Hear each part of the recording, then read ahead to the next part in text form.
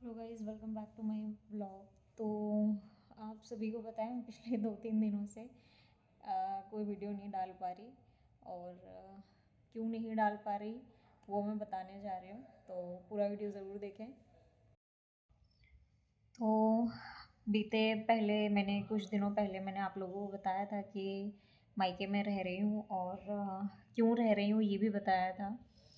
और बस उन्हीं कुछ रीज़न्स की वजह से कि यार पता है, घर में ना जब से शादी हुई मैं पिछले 2-3 महीने अलग रही और उसके बाद जो है तुरंत ही मायके शिफ्ट हो गई। अकेले रहने की वजह से ही, क्योंकि अकेली थी और न्यूली मैरिड थी तो ज़्यादा चीज़ें जानकारी नहीं थी और तबीयत भी ख़राब हो जा रही थी कुछ ना कुछ रीज़न्स की वजह से। तो मम्मी पापा के पास ही रहने लगी थी आकर। तो मायके में रह के भी मुझे दिक्कत हो रही है। जितने लोग ये सुन रहे हैं ना और पूछ रहे हैं कि भई ऐसा क्या है जो तुम्हें मायके में रहने में भी दिक्कत हो रही है? मायके वालों से तो कोई प्रॉब्लम नहीं होती, मम्मी-पापा अपने हैं और वो तो ऐसा कुछ परायापन हमारे साथ ऐसा करते भी नहीं जिससे कुछ परायापन जैसा महसूस हो। तो मेन रीज़न मैं बताऊँ कि पता है, मम्मी-पापा तो पहले से वैसे ही हैं जैसे हैं और भाई-बहनों की डिपेंडेंसी बहुत ज़्यादा बढ़ रही थी सच में। और मम्मी-पापा की भी डिपेंडेंसी बढ़ रही थी। देखो, मम्मी-पापा को ये कहना कि डिपेंड हो रहे हैं मुझ पर वो गलत नहीं है, क्योंकि हर पेरेंट्स जो है डिपेंड रहते हैं। लेकिन ऐसा रहता है कि देखो, आपके किसी एक बच्चे की शादी हो चुकी है, ठीक है? अब शादी होने के बाद भी वो अपना 100% एफ़र्ट उस घर में लगा रहा है, ठीक है? मैं सच बताऊँ, मैं अपने भाई-बहनों को भी वैसे ही देख रही हूँ, पेरेंट्स को भी देख रही हूँ। लेकिन हर चीज़ मेरे ऊपर, पता है, कोई भी चीज़ होगी, कोई भी बड़ी चीज़ हो, छोटी चीज़ हो, उसे मैं ही देखूँगी। यार मैं अपनी लाइफ़ में समझ नहीं पा रही थी कि अगर इसी तरह की चीज़ें रहेंगी और मैं कब तक रहूँगी यहाँ पर। मेन बात ये थी कि कब तक रहूँगी, कभी ना कभी तो अकेले रहना सीखना ही है। वो सारे रीज़न्स तो हैं ही देखो, कि दिक्कतें हो रही थी साथ में रहने के बाद, लेकिन उससे भी ज़्यादा ज़रूरी ये था कि कब तक हम ऐसे साथ रहेंगे। और मतलब खुद को भी ना अजीब लगता था कि मैं मम्मी के पास रह रही हूँ, लोग क्या सोचते हैं। और देखो, मुँह पर कोई नहीं कहता है लेकिन पीठ पीछे बहुत बातें बनती हैं। और अब तो ख़ैर ये है कि शादी को 2 साल हो गए हैं, तो एक 6-7 महीने पहले की बातें और अब में बहुत अंतर आ चुका है। तो ऐसा लगा कि वी नीड टू, ज़रूरत है भई कि स्पेस लिया जाए थोड़ा-सा, क्योंकि हमारी भी लाइफ़ है। और मेरे हस्बैंड को भी थोड़ा-सा नहीं यार, उनको बहुत ऑकवर्ड लगता था। ही सेड कि अगर मेरी जगह कोई और लड़का होता तो शायद वो रुकता भी नहीं, और मैंने आपकी ज़िद के चक्कर में, आपको कंफर्टेबल ज़ोन देने के चक्कर में मैंने अपनी जॉब स्विच की, वहाँ से यहाँ रिमूव कर गया। बहुत सारी रीज़न्स। और स्टिल 2 दिनों से यहाँ आ गई हूँ, तो बहुत सारी चीज़ें जो हैं मिस कर रही हूँ, क्योंकि आदत नहीं है कोई भी काम अकेले करने की। मम्मी पापा की बहुत याद तो आ रही है, क्योंकि बिल्कुल अलग नहीं रही हूँ मैं। हर चीज़ में बहुत फ़ील कर रही हूँ, ना उठने का भी कोई टाइम हो रहा है मेरा, ना जागने का और ना सोने का कोई समय हो रहा है। और सारी चीज़ें खुद ही करनी है अपने इन दोनों हाथों से। तो वो भी थोड़ा बहुत, थोड़ा नहीं यार, बहुत ज़्यादा स्ट्रगलिंग है।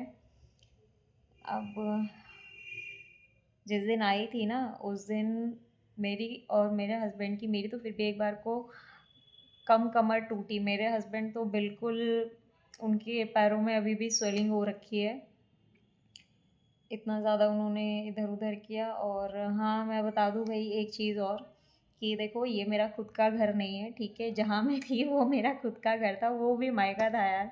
और खुद का घर तो मैंने बताया वो मेरा औरैया में है, और यहाँ हम लोग रेंट पर हैं।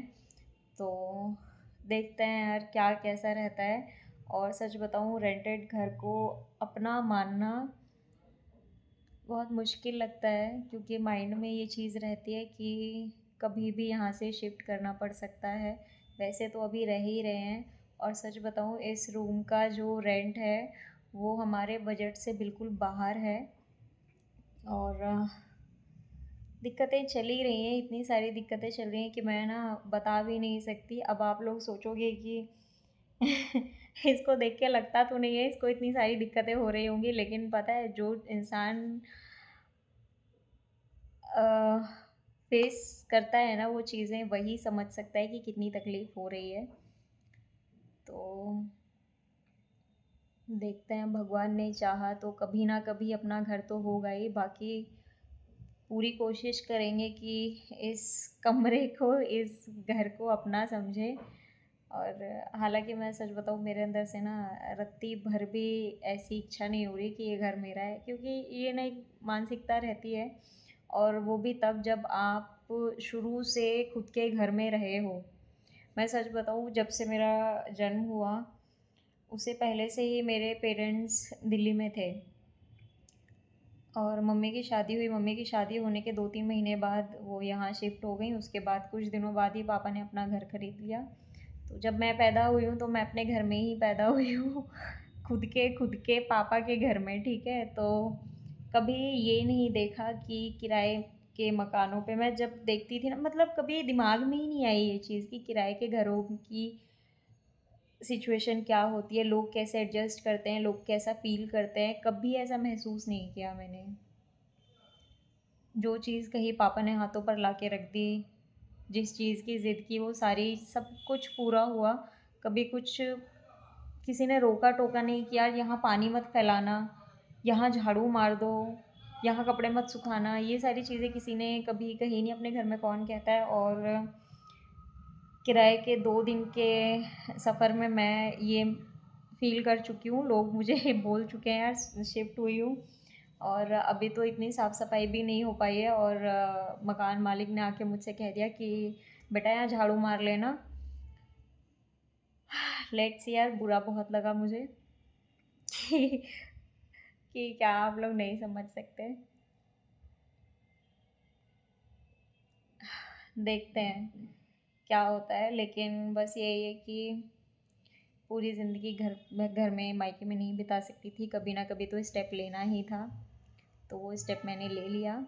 देर लगी, लेकिन फिर भी आगे के लिए बहुत ज़रूरी है, क्योंकि कब तक हम वहाँ बने रहते, और कब तक, मतलब चलो ठीक है अभी नहीं, 2 साल और रुके रहते, 3 साल और रहते, लेकिन ना खुद को कंफर्टेबल जोन से निकाल कर दुनिया को देखना और चीज़ों को खुद करना बहुत ज़रूरी है। क्योंकि अगर हम कंफर्ट ज़ोन में बने रहेंगे तो हमें वैसी ही आदत बनी रहेगी। तो मैंने तो पहला स्टेप ले लिया है, आगे देखते हैं, भगवान कहीं ना कहीं तो लेकर जाएंगे ही, कुछ तो सोचा ही होगा। बाकी आप लोग सपोर्ट करते रहिए। चलो बाय यार आज के लिए।